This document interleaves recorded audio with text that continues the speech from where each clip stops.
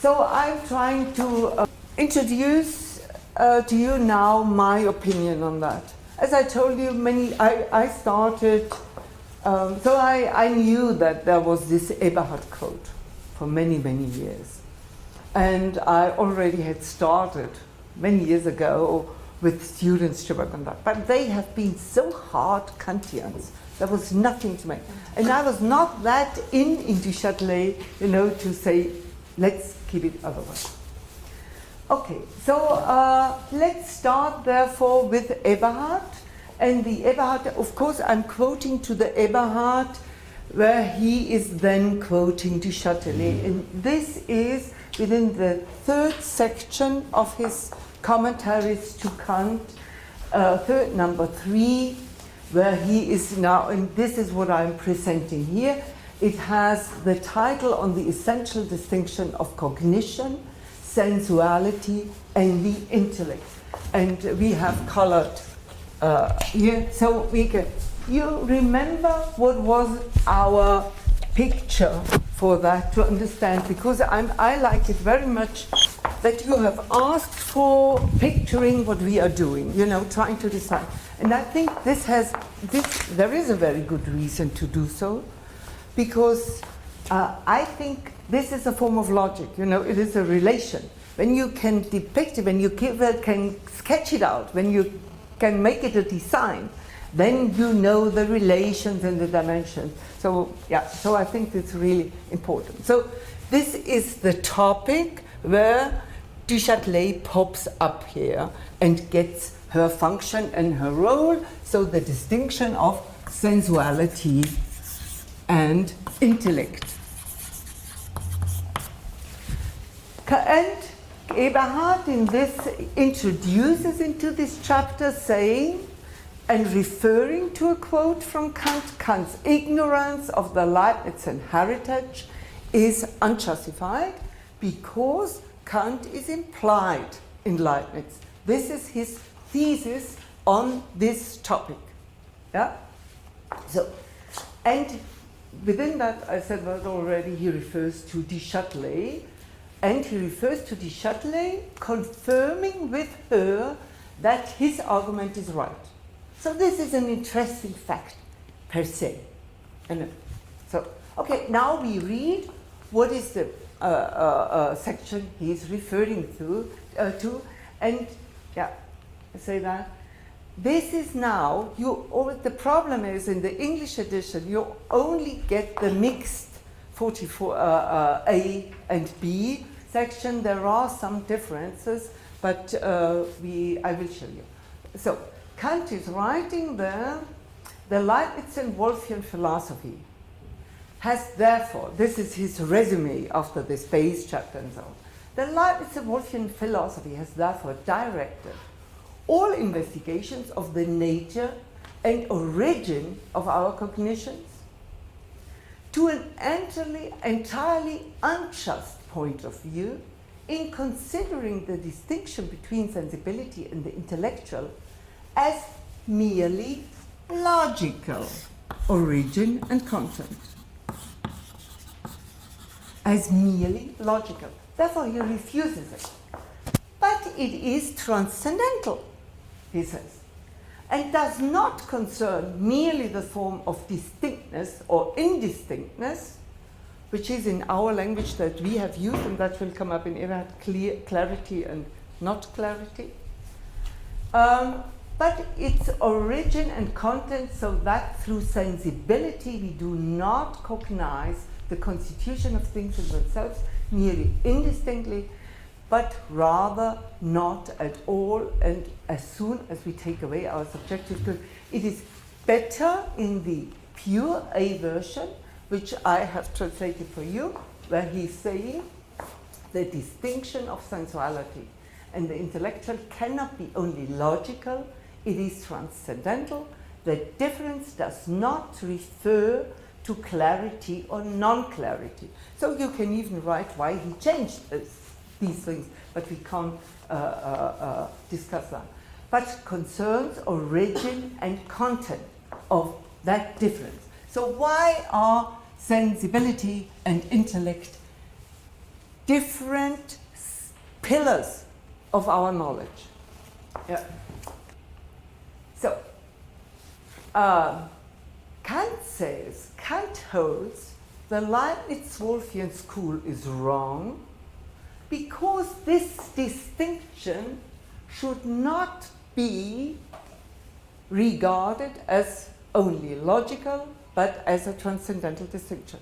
I don't know if you already know what is a transcendental distinction and how can it be distinguished from the logical distinction. So in the logical way and in the transcendental way, we'll try to figure that out. His distinction does not refer to clarity or not clarity, so we understand that better, because yesterday I spoke about that Wolff is holding that we have two kinds of images, in the intellectual images, which are not figurative, not images, and sensibility, which are figurative images. I don't know, images. In German you make the division of Anschauung,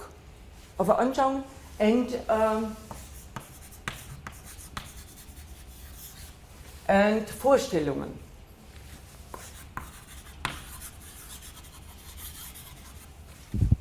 So the transcendental distinction refers to origin and content. That is, if you are looking at sensibility and the intellect, you get a different result if you look at it from the logical point of view than as if you were looking at it from the transcendental point of view. So Eberhard's counter-argument against Kant is the following in 3.3. So what is a transcendental cognition?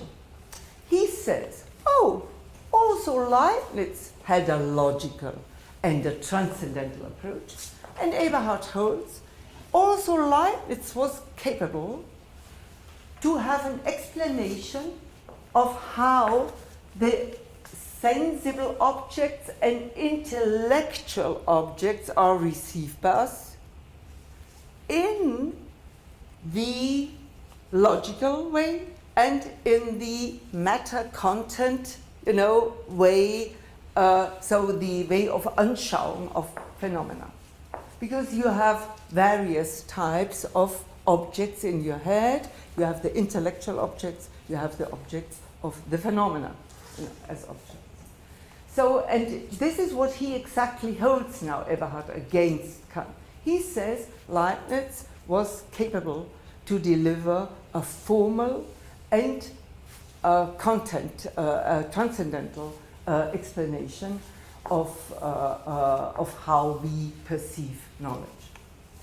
So, his premise one is the intellect gets all intuitions only via presentations. So, now we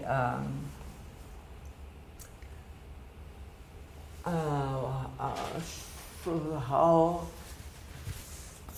I put it first here, the intellect. But I had this picture yesterday, and I was afraid perhaps even that you might be confused by that. Keep it in mind, if there comes a question up, then we go back to that. So you understand the intellect gets all intuitions only via presentations. Yeah, alle Anschauungen via presentation. Then, however, we distinguish figurative and non-figurative, bildliche und unbildliche presentations. He says objects. Sometimes I wrote here, what do we distinguish? Knowledge, concepts, objects. Because Eberhard knows to express himself in a way that you don't know what he's thinking now. So we distinguish this kind of reception or presentations in our head. Figurative, non-figurative. This is a distinction that the Wolffians make. Yeah? And this is now an answer to your question, or coming up now, the answer to your question of clarity and unclarity. Because the images are unclear, and you mix them up, this is what he's finally saying, with the clear ones, the analytical ones, and then you get. So he wants to explain, in short, the two stems and the transcendental approach also in Wolff and in Leibniz. Does it mean that this is from clear concepts or general concept is a clear alternative to Kant in Eberhard? This is Wolffian. Clear concepts are general, are universalia. Are universalia. He sees that in the traditional way.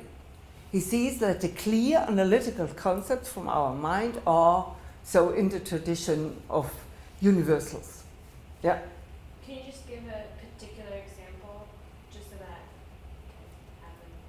what that is, a clear. So he would say, he brings himself the example of eternity. Eternity is a pure conceptual example. And he also has in mind, and also substance, and these are clear concepts. These are concepts that we are bringing to the outer world. Why? Why this clear concept? Why is it? Yeah, we are not discussing here Wolff. It is that. No, it's Eberhard. Yeah, but this is what Eberhard is taking from Wolff. Why is eternity a clear concept for Eberhard? Because it's not a figurative concept. It's an invention of the mind. Is it from the intellect? Yes, and these are eternity he brings. This is the only example he brings. He says this is even an a priori necessary thing. But you get so I think this. In my opinion, this is a criterion of Descartes. Clear. Yes, of course. This refers to the Cartesian scholastic tradition. Eberhard refers to Descartes instead. Yeah, but this is very common at that time. This is where, yeah. If you want to, I wouldn't refer it like that because many are using that. Clear concepts, universals are clear concepts. So we distinguish figurative and non-figurative objects. We distinguish, he says further, present and non-present, particular and general knowledge concepts, objects. I don't know really what he says. So we have on the one hand, I would put it like that. When we start to understand, we get here the clear and analytical, non-figurative objects and contents, and here we get the figurative. And indistinct. Indistinct, why? This is indistinct. Why? This is the classical teaching of universals and particulars, because before I see her and identify her as a human being, which is a clear concept, I have seen so many people and so on that help me to define that clear concept. Every concept, however, from a human being is a mixed concept because it is made up by so many particulars that are forming the concept. I think Leibniz says something like, is it Leibniz? Maybe. Yeah, this is classical, logic and classical essentialist logic. Yeah. But is he opposing clear to indistinct? Yes. Not clear to obscure and distinct to indistinct? Yes. Okay. He at one point he exactly does that. Yes, he puts that together. Okay, so we got that. Because on this basis, he wants now to draw his conclusion that this concept that we have seen yesterday as an analytical concept, analytically driven, because as we know, and I've not included that the clear concepts are driven by the a priori dogmata, a priori concepts. Otherwise, we could not form clear concepts, if not by means of a priori principles. Okay, the point for Eberhard at this stage is to show that exactly because he has presented the knowledge coming from the two pillars of knowledge, he's also able to explain that Leibniz has the idea of a formal and a content-driven knowledge. Okay. This is the point because where Du Châtelet comes in. Yeah. Let me go to the conclusion. Yeah. The present and the non-present, do they also fit here, or is that? Yes, yes. Because of course the intellect is a non-present. Yeah.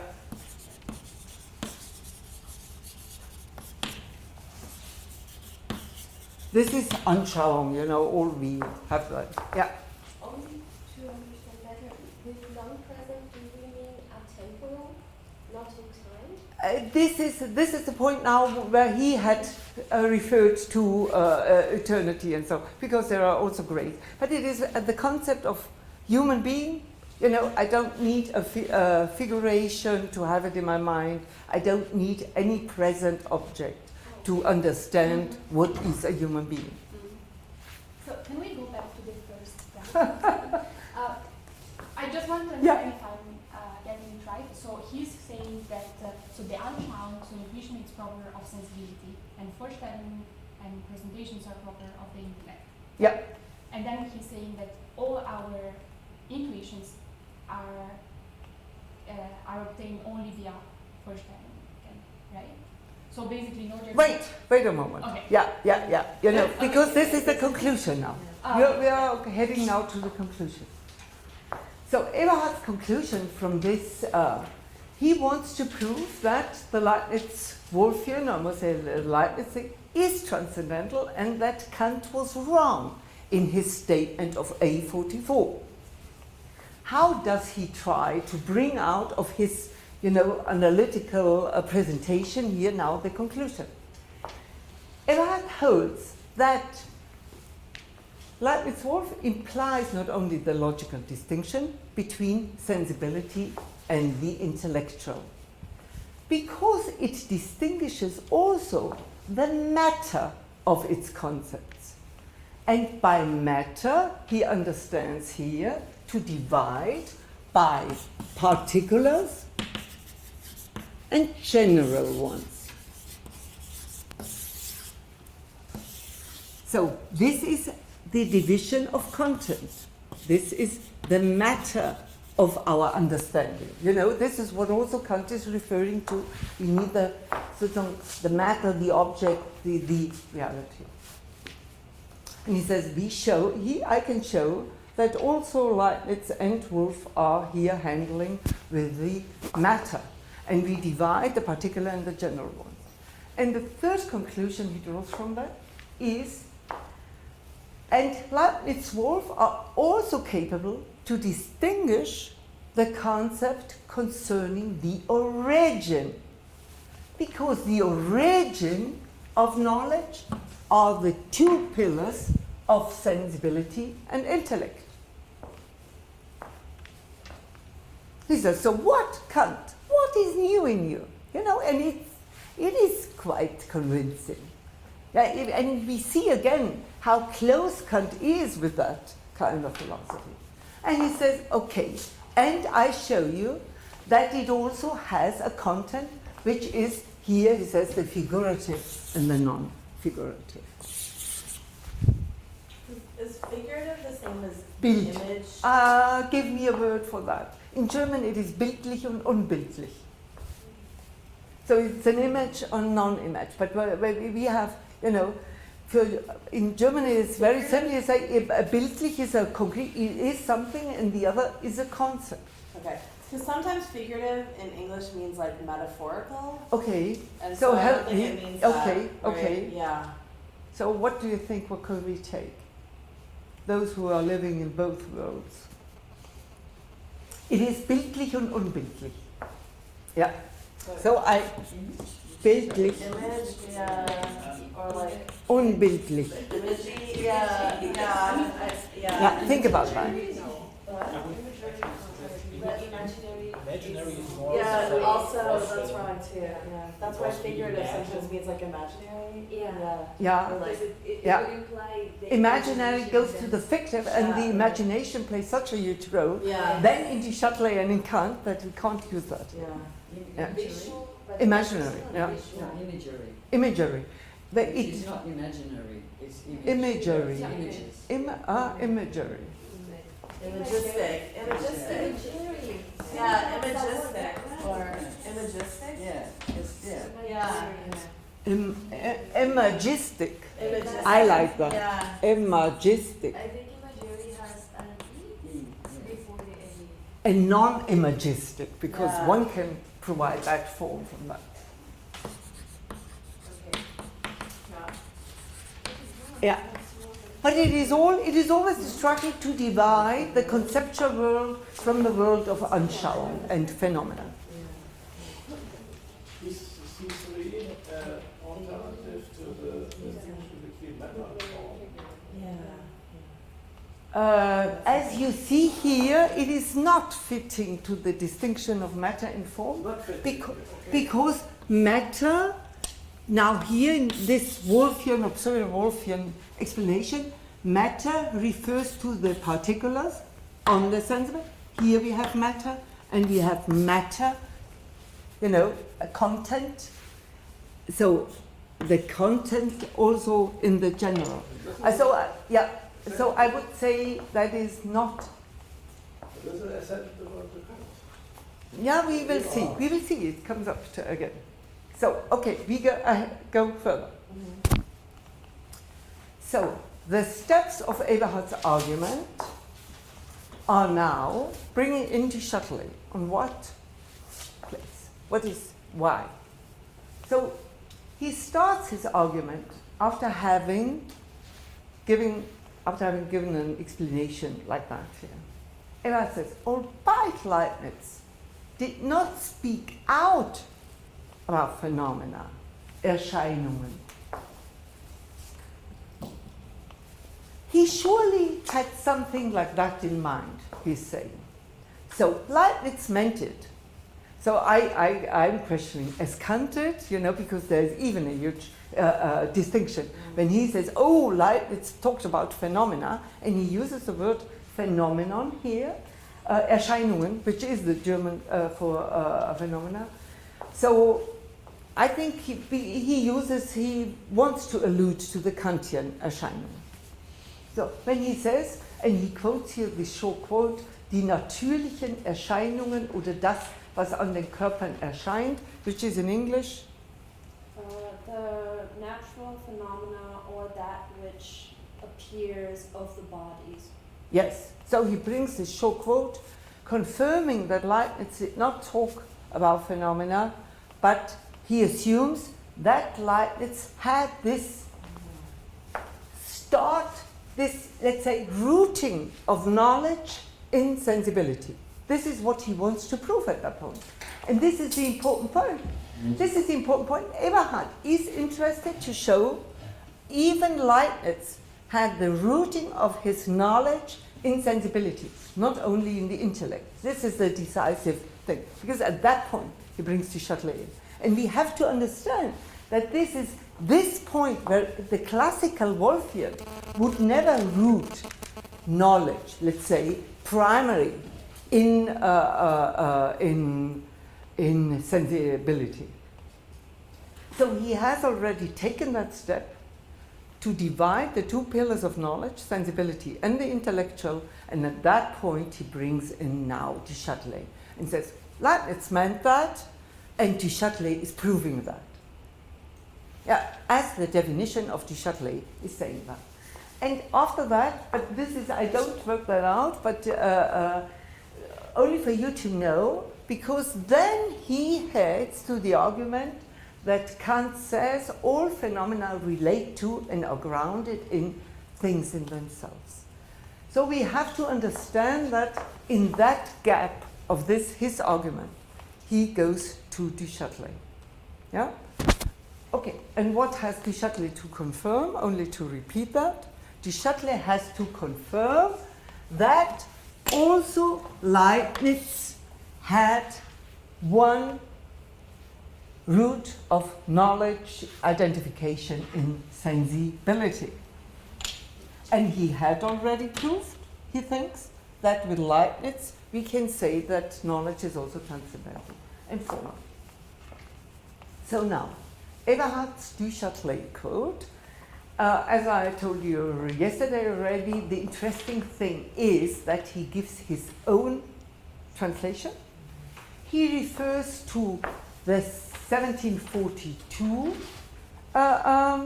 French original, not to the 43 German edition. Yes, and he quotes by page and not by paragraph, but it is this paragraph. Yeah. So, and I have to inform you that, unfortunately, because Brading quoted after 1740, did her translation after 1740, some passages are not in there. So there are differences.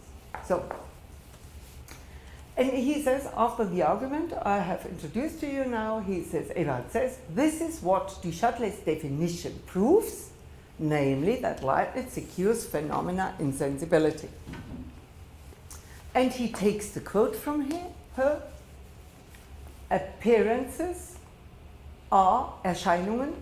In Du Châtelet it is a phenomena.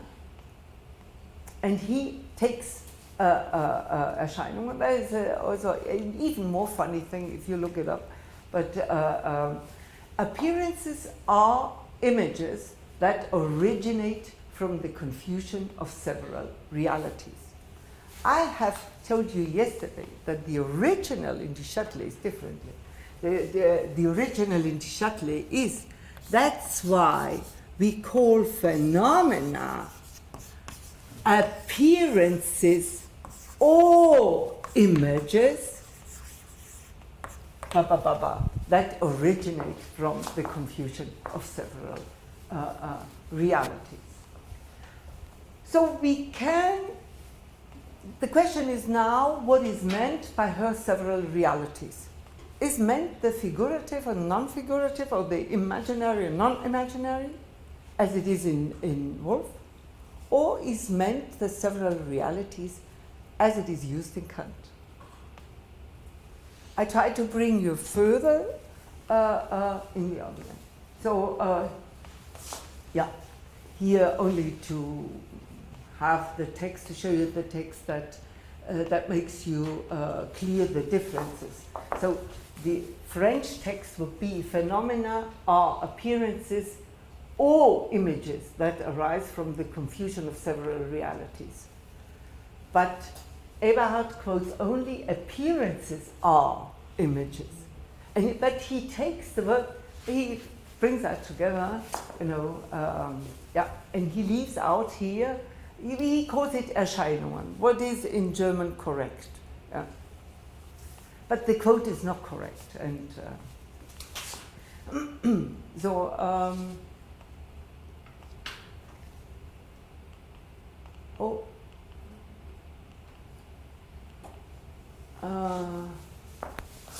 let me check that shortly. I didn't want to leave that in. Yes, okay, I write it. Yeah. Only, but I don't want to go through with you on that. Okay, so now we have to quote from Brady. Nur ganz kurz things like where the translation from Steinbeer is, please.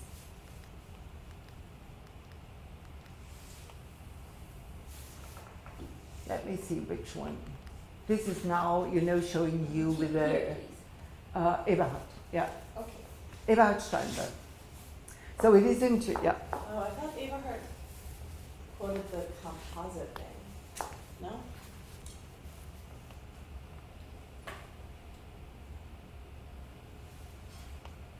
No. Also, this is the Eberhard quote. Left. Okay. Appearances. Okay, I thought So Eberhard- Erscheinungen, in German Erscheinungen, what is phenomena? In red, I have written the original text. If I go back, you see the French version. So the French version from Du Châtelet is car on entend par phénomène des images ou apparences Yeah. qui naissent par la confusion de plusieurs réalités. So, and Eberhard says Erscheinungen, so appearances are images. Right. But you know, we can talk about that. And there is so much in everything. We are only on the start. But I would say this is not now, you know, where we must. You have to realize at that point, as I did, why does he give his own interpretation? And you start to understand why and so on. And it is important for him, as we will see also, that he brings in the realities, which have not been brought in the German translation, because in the German translation is very Wolffian, more Wolffian, Vermischung vieler wirklicher Dinge. This is not Eberhard. Although Eberhard tries soon to bring it that way, and this is the astonishing thing, because Vermischung vieler wirklichen Dinge is exactly Wolf. So I show you that. That's on that next slide. Yeah. Yes, Okay, yeah. this is the Wolf. Yeah. Is the compositi, quelibet compositi. Right. And this is then, and although Eberhard deletes here the compositum for taking reality, in advantage for reality, to come closer to the Kantian idea. You know, it's simple to the concept of Kant. But he brings that in immediately then in his own interpretation of her text, that he tries to bring her back to the Wolffians by simply reinterpreting her wording in the Wolffian tone now, with the Zusammengesetzte and so on, and his interpretation is exactly mirroring Wolf. But if you see that, imago in genere est representatio quelibet compositi, so it is difficult to find that here. Moreover, that cutting out this piece of phrase from Du Châtelet is already fun, as we have seen, you're cutting out this phenomena and so on. So you ask yourself, why does he bring her in? Yeah. You know, so the reason for that is obviously behind, and it's obviously that she is, so my interpretation would be, that she is renowned as somebody who gives a Leibniz interpretation of rooting Leibniz knowledge in sensibility. But she's a very modern interpretation too, which was not always given for Leibniz. So you are young scholars and you all had this interpretation of Leibniz to bring together the monadology, to emphasize that it is always bound to a physical body. But as we see, Du Châtelet tried that. And this is the reason why he is trying with her at that point to bring it in, to take it, to showing the two stems of knowledge, and and this is why he uses her argument. But then he has immediately to bind her back to the Wolffian school with the Zusammengesetzten and that. So we are now in the, I don't know, confusion, in the inner confusion. So he takes the wording reality, interpreting this, however, as the compositum. Yeah. So he must have an intention. He has a clear intention, because otherwise he could have taken the compositum from the classical German translation. There is a difference between this different version, that instead of Verwirrung, it is used Vermischung, instead. Yeah, you can give it an interpretation. But mixing of the realities are not. I would like not to go into that, because of course there is a difference, and you also can ask, why did he now take not Vermischung but Verwirrung? Yes. Mean Verwirrung? Yeah, I don't know. You go for that. Okay. So now we go to the whole paragraph. To understand, okay, we have got now the interpretation of Eberhard. Now we go back to Du Châtelet, trying to understand what she's saying in the paragraph by reading the paragraph. So, but this translation is the 1740 translation from Brading. I missed here the B, but I should put that. Because the Eberhard is referring to the 42 translation, and there are differences.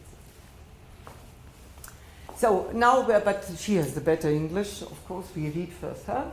It is therefore certain that there is nothing in nature like the colors and the objects that result from their combinations, nor like the taste, the sounds, and all the sensible qualities.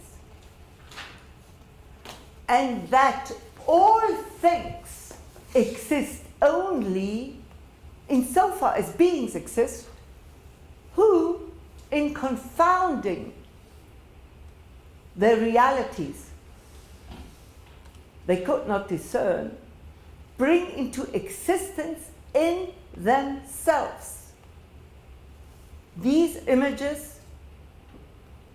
However, she goes back from images that are only phenomena, for we understand by phenomenon images or appearances that originate from the confusion of several realities. We can understand why this paragraph was surely well known, obviously, at that time, and why it is used here. And we are perhaps also going through then step by step to understand that. But I have pointed here too, it is clear what she is saying. So all these intellectual worlds is, we are here a step further with the transcendental world. The first. Yes, this is, read it, take it. It is the start of the 17 and 14. It is, so I just want to know what they are refers to. So it is therefore certain that there is nothing in nature like the colors and the objects that result from their combinations. Is that the colors? Yeah. So, il est donc certain qu'il n'y a rien dans la nature, comme les couleurs et les objets, qui résultent de leur assemblage, ni comme les assemblage. So it doesn't tell me what it refers to. Il The est colors. And colors? Yeah. Grammatically, the pronoun is supposed to refer to the last name right before it. Yeah. But because it's plural, Yeah. it can refer to both I think objects it and refers to colors. both. It's like that. Yeah. I don't know. That's what I'm wondering. No, the object Yes, seems to that's result what from it the is. color. Yes. Or is it like les The couleurs? object Les result- objets qui résultent de leur assemblage. Does it will be like these objects are resulting from mixtures of this. Ja, I understand. Ja. Die gehen darauf. Es ist dabei, Ja. dass in der Natur nichts dergleichen wirklich sei. There is nothing real in nature. All we perceive are phenomena. There's nothing real.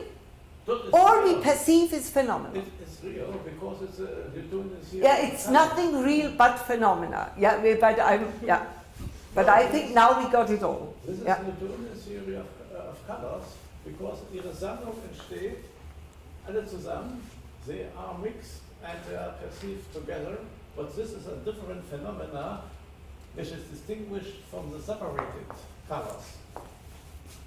Okay, I go then. There is a We part of continue it. that? Ja. So. Hello. And- Ist es weiter oder ist es was weiter? Ja, ich finde das jetzt irre, also ich weiß es nicht. Es ist zu allgemein, glaube ich. Wieso ist es so allgemein? Ich weiß es nicht, ob das jetzt. Ich finde, es ist zu weit. Wir können das nachher diskutieren. Ja, Wir ja. wissen ja, dass sie. Das spielt doch jetzt keine Rolle, ob das We Newton. discuss the colors. Ja, That's the point. das ist eine wunderbare Untersuchung. Schreib einen Aufsatz dazu. We can't solve that now. I think that's true. I think it might be surely, because she was a Newtonian Yeah. in that.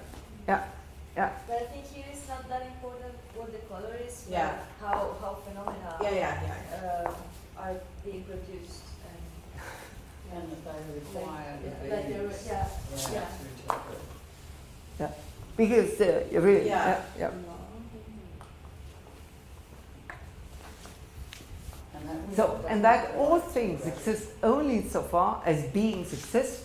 This is what I wanted to point out, that all these are phenomena and production of the mind. This is clear. Yeah. It is not two stems of reality unveiled or somehow in an analytical way, but this is now the world of sensibility and intellectual is drafted by mind. I think it's absolutely clear, and she says that. These images are only phenomena, for we understand by phenomenon images or appearances that originate from the confusion of several realities. But this is now the point. What might that be? So you can, now you really can assist me to find that out. You know, what is she, what concept of realities does she have? I think, So it's really clear to me that she says that everything from the sensibility is constructed by the mind, but here she's only talking about the images. Yes, so that's true. Absolutely. Why would you say that? It's Very good, that very good, because I'm advanced. Okay. Okay, because the production of the concepts is also an activity of the mind, and we will. Yeah. That's not in this paragraph, though. Yeah. That's not in that. Yeah. It's a bit. Yeah. We have to see that he's quoting from a paragraph on matter. Yeah. And she is developing these things in her chapter on space, you know. And so she presupposes the chapter on space when you are reading the chapter on matter. Yeah. And we are going back a bit to that.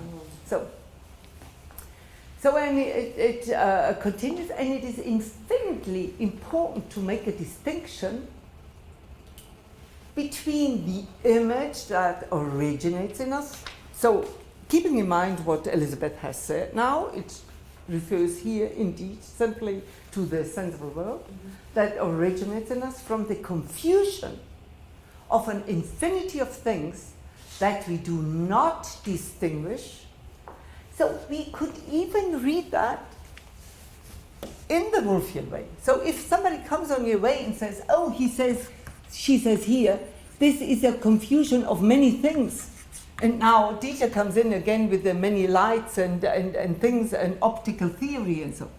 So we see, yes, of course, but nobody denied that every sensible thing is in itself already a mixture of many sensitive impressions.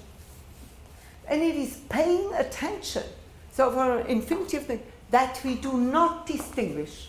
We are not able to distinguish this multitude and the reality of these things. This is the important thing. We cannot distinguish the confusion of that and its real being. I give you a table or I don't know what. So you don't touch the real thing by that. I don't touch it. This is my way to read it. It's what I propose. For it is very often different. It is in paying attention to this distinction that we are able to penetrate to the origin of the phenomena. This is exactly, what is then meant in Kant. Yeah. So, but...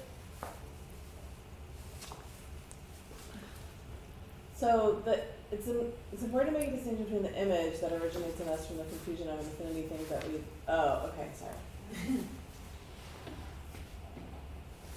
So we are not yet able to distinguish this composition. Yeah. But we have to distinguish that from that reality. Yeah. This is the point. Yeah. And this is the wonderful point. So, yeah. So this is just a clarification question. So the infinity of things and the reality of these things, those are the same, right? No, those not. Are also different. This is the point of it. Yeah. Yes. So the confusion of the infinity of things is not the confusion of the infinity of the reality of things. That's right. There's Okay. 2 different confusions going on. So there's the level 1 confusion, which is we see a chair, but really it's a bunch of colors and pixels and stuff. And then there's also a second confusion and this is what she's saying, we have to distinguish, but we often don't distinguish between the appearance and the thing that's causing those sensations. Yes. So it's just Locke or something, or Barclay, or Locke especially, right? Yeah. Where we have the image in our head, and then the image is also we're saying it's one thing, but it's really an infinity of things, so we're confusing that. But then there's also the cause, the origin, of those images, so that would be like the things in themselves. Oh, okay, I got Yeah. it. Thank you. Maybe it would help to make a list of all the things that are phenomena for her. So This is wonderful. the motive. So I'm expecting the next, but you can give it. So okay, Yeah. tell me and I write down. So motive force. Yes, yeah. So extension. Yeah. And force of inertia. Yes, which together yes, are matter. I had that quote in too, but I didn't want to confuse with that because these are only, again, now, and you're right, because we are in this chapter, these are all, shall we read that loud? Read that loud. It is by these means, so this is 155. It is by these means that we can come to discover how the phenomena of extension of motive force and of force of inertia result from the confusion of simple events. What she simply says is that everything of that is also a hypothesis, a phenomenon, and not a real thing. And it's the point, this is like kind of I think what Berkeley says against Locke, like everything is a phenomenon, not just the secondary qualities, but also the primary qualities like extension. Oh, That's wonderful. what she's saying. Yeah. That's wonderful. Yeah. Yeah. Yeah. But then we have the second level of the colors and the objects, which are also. But those are also phenomena. Yeah. So, but like, right. But that's like what Berkeley says against. Yes, Locke, but right? in her, not that I don't know. So I don't know Berkeley at all. But the point is, there are the real things. Yeah. And this is not in Berkeley. That's not in Berkeley. That's right? not in Berkeley. That's the difference. That's yeah. in Kant. Yeah. And that's in Du Châtelet. Yeah. That's the Yeah. point. Yeah. So the first paragraph with the phenomena was? This is 155. This is the, so the paragraph Wittke has quoted was 155. But like Locke tries to say that the real things are like the primary qualities, and then Berkeley's like, no, they're not. And then Leibniz is like, it's wonderful. the real I'm things are expecting like your the- paper from that yeah, view, yeah. which is really Yeah, exciting. yeah. Because she started from that, yeah, you know, hitting back, rebutting that yeah, people. yeah. Yeah, okay, but we have still a few slides, not many, but some. Okay, so Émilie Du Châtelet space is now this space, because yesterday we asked ourselves, formed by us as a means of concept production. Because you asked and said, okay, have we only the phenomenal world, or do we also have the concept production? I call that here the concept production from the mind. Because this is an elementary part of the Kantian transcendental theory, concept production. And we know we had a concept production here also, via the principle of sufficient reasoning, so unity, diversity, and so on. They are all the same here, you know. So, quote, as long as we consider the possibility that many different things may exist together in this abstract being we call extension, we form the idea of space. And I think now we are back to the point when we talked about, you know, that where is the position of space? Is it in mind or what? Or is the production of conception in Du Châtelet really a very strongly reciprocal process with the discovering world is discovering extension and is immediately also producing concepts. Because, surely these are problems now that have to be investigated further. Now, what is the first, the second, and so on? And have we also to assume in her an innate space, or what we surely will not have? And what are the points where her realism is in?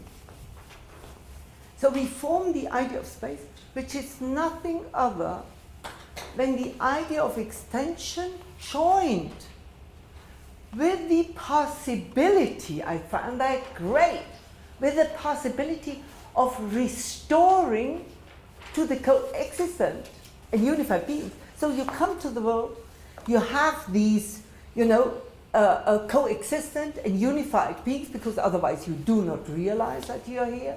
And now, and you have these ideas, and now you can start to form the determinations of it. This is, it is this and not that. This is really concept production, as is like deduction of categories. Yes, of course. Wonderful, wonderful, that's it. And when you read that, the unity and difference and so on, you see that. So, from which the idea was formed, so I read it again, which is nothing other than the idea of extension joined now with a possibility.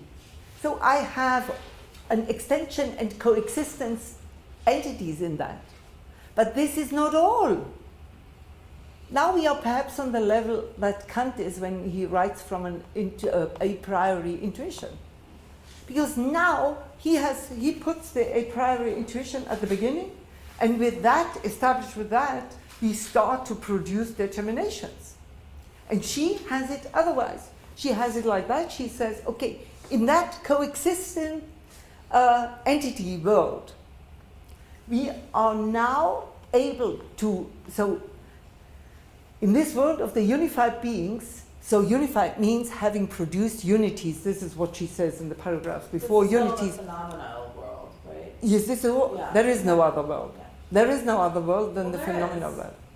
Yeah, there is. Yeah. But not for us. Yeah. Yeah.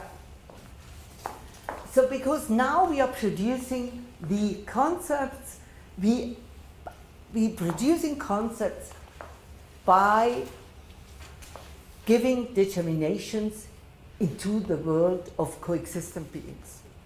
And this is in her saying now, this is the, I read it again, we form the idea of space, which is nothing other than the idea of extension joined with the possibility of restoring to the coexistent and unified beings, so the coexistent and unified beings we know from everywhere, from which the idea was formed, the determination for the idea of space arises from our attending solely to the manner of existing externally. So I don't interpret that. After solely is to one another. This is very essential. Yesterday I had it in mind. I thought, yes, to one another.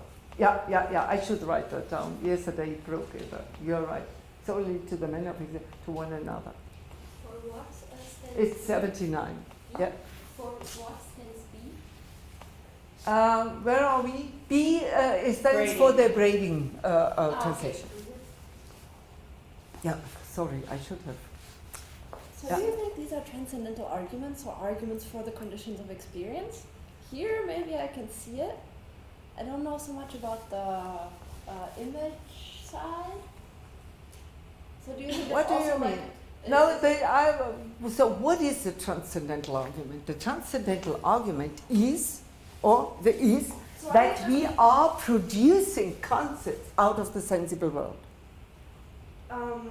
So in the sense of we're trying to argue that space has to be there as a concept, as a condition for our experience already in Du Châtelet. Or is that another step? Here I can kind of see it. Maybe. That's great. So yeah. So I think this is another discussion. So so I'm happy we have worked a lot on that now. These are really fine things we have to continue to work on. I can't give you an answer because, it's also here goes da ist wieder, because I knew I changed it yesterday. So and I left that. Okay. So is the joined with, sorry, can you go back just really quickly? One slide back. So it's an idea joined with, it's really confusing to me. No, I should write that down. I can't, can I add that here? Read that, 79, read that to me, so Here's the reader. The one Yeah. another. Yeah, that's as long as we consider the possibility that many different things Yeah, may because exist this together is in just this two, we form one. the idea of space, which is nothing other than the idea of extension, Yeah, okay. joined with the possibility Yeah. of restoring to the coexistent and unified beings from Yeah. which the idea was formed, the determination that we had already struck from them by abstraction. What are you reading now? 79. No, this is the other part. No, this is the one. That's what I'm reading. Yeah, yeah, No, yeah. that's right. But not what I have printed here. Something It else. is. Yeah. Okay, This is the one, okay, yeah, it's okay, just okay. lower. So where It's a are little we? longer. What are we discussing now? Sorry. So the idea of extension joined with the possibility of restoring to the coexistent and unified beings from which the idea was formed, the determinations that we had already stricken. There's a difference to Kant is that Kant is to one and other is missing. There's The not, determination Du is- Châtelet doesn't say that though, to one another. She says the determinations that we had already stripped from them by abstraction. Nee, also to one and other. Ja, stimmt das nicht? Was, muss ich selber nachschauen? No, Das stimmt. I think that these, It can't be so complicated. to one another. So- It is, those are the What is it? 79. Yes. Yeah. So what? One another comes a little later. Oh, one another's really later. I'm reading it right Externally after to the one explanation. another. Yeah, Yeah. yeah. Yeah, yeah, yeah. Okay. That we're restoring those determinations to the The things. quotation Yeah. mark points. I know. I know. Because, yeah, the time is gone now. Yeah, And we should be down for, you know, yeah. for Okay, the lost go, photograph. Yeah. I Yeah. think it's just No, I think in this, I think I'm okay with that.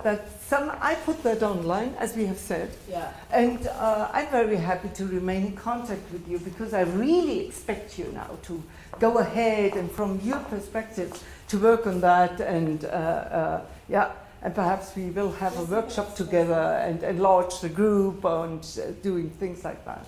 So it is not that everything must be, it should be clear. You should not be confused. You should get an idea of how exciting it is to work with Du Châtelet. Yeah. Yeah, and that we really should not let her out when we are reading Kant. So, okay, again, Kant, Du Châtelet on space. I wrote here braiding, but because I put some slides into from Notre Dame. And this is why I have the confusion, because braiding has not quoted from 42. So this is somehow a mistake from me. Either it's not 42 or it's not braiding. We see, well, that this ideal being, which we form from the plurality and the unity of all these beings, must appear to us as a substance, like space. I think So this is 1742 because braiding has an extra word. Okay. Yeah. Oh, okay. So I have to diminish this B. Yeah, so 40 is we see well that this ideal being, comma, extension, comma, which we form. right, yes. Yeah. Yeah.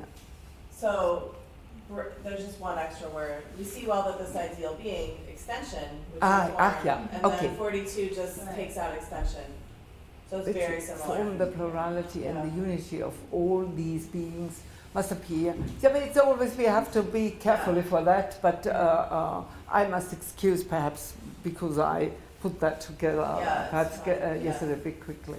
Must appear to us as a substance. But the point is here, she's saying, we see well that this ideal being, so extension then, which we form from the plurality and the unity of all these beings, must appear to us as a substance. So she says the idea of space we have created through the connection with the real world. We are creating somehow, and this is now the transcendental determination, concept finding, production. You know, and for her, these are space and substance and so on. This is it. We create it from here. I think she has a clear line how it goes. Yeah. So we are giving them this interpretation that she's a realist. Maybe a realist in a transcendental way? Yeah. Yeah. She's different. Okay. Help me. Help me to work. Because I understood yesterday or the Yes, I said that. That And there are good arguments for that. You know, there are good arguments for that. She's surely not the idealist as he, but not here, I next think year. Even here she's starting from the things, and then she abstracts this form.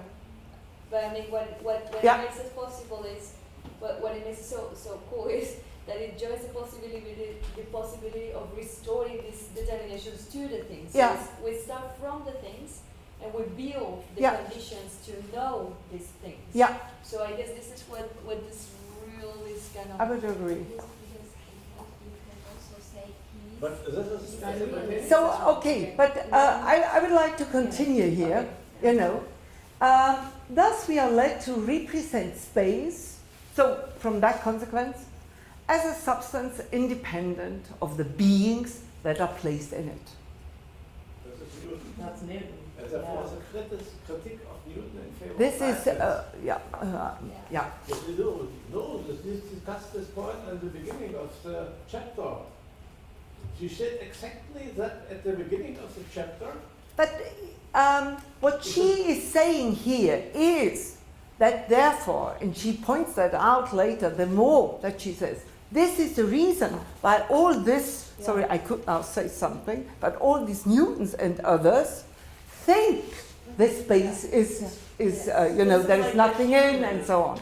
Because it is an invented Why concept. so many people have Yeah, this it is not idea? Newton here. It is, she explains, by Newton and Locke have these curious ideas. Very difficult.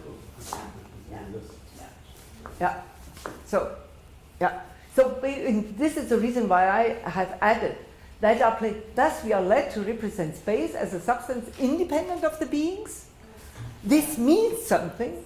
And this is the reason that others, like the Newtonians, think it is really like that. Yeah. What is wrong? Because we form it. Right. And they really think it exists. Yeah. Yeah. It appeared to us. Yeah. as substance, but Yeah. Yeah. That's This is like. okay. This is So exactly what we are soon done. Yeah. Okay. So now is the question of the confusion of the several realities, which you could point something to. So again, in 155, it always has a problem, as Elizabeth has rightly pointed out, as we are here bound to the left sensibility side. We perceive an infinity of things at the same time that we do not distinguish, and we represent to ourselves only that which results from this confusion, which is an image infinitely different from the realities therein. So read the whole paragraph, because 155 is then after 154, which has been quoted by Eberhard, and I think you will find some good arguments that intensify the position that you have already accepted, I think here, that she argues with a world we cannot reach. Yeah. That our concepts are made, you will find that even clearer, the production of determination resulting from our imagination at the point. Our mind thus has the power of forming by abstraction imaginary beings, the way we have shown now, that contain only the determinations we want to examine. And now you are going slowly to the synthetical things. You know, yes, that's it. She's fantastic. So we continue, but be aware. And here she's very different again to Kant.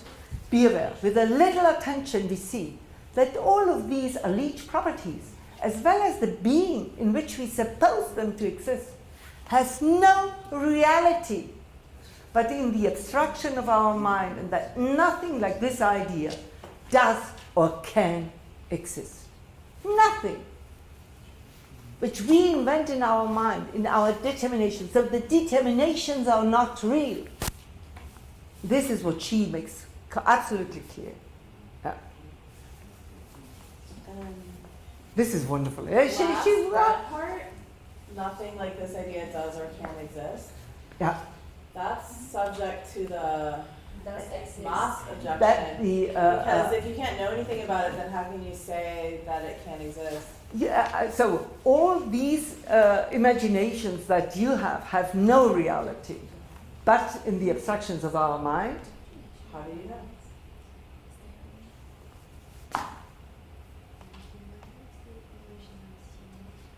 It's the same objection that Eberhard really must gives to Kant. Oh, I can't You follow know you anything here about now. the Yeah, world I can't and follow things you of here. themselves, but like then you can't. For Kant, they're not spatial. They don't have space. Well, but there's no. She says nothing like this idea does or can't exist. That's saying something about it. Oh, I see what you're Yeah, saying. right. It's the same problem. Yeah. Oh, it's not. She's saying it's not like our idea. Yeah, So we don't right. know But how do you know it's not whatever like it your is. idea? In reality. I can see your point. Yeah. So is this a huge, is this a more extensive discussion? No. Okay, because we are nearly on our end. Kant on space. Space is a necessary representation a priori, which is the ground of all outer intuitions. One can never represent the death. So I think we mustn't do the Kant now. I only wanted to show you what is with Kant. Kant's reply to Eberhard, the critique admits absolutely no divinely implanted, this is, or innate representation. Are there any implanted or innate representations in Du Châtelet? No. It regards them all, whether they belong to intuition or to concepts of the end understanding as acquired. Is this the same as in Yeah. Du Châtelet? Yes. That's what you said. And Locke isn't really. Yeah.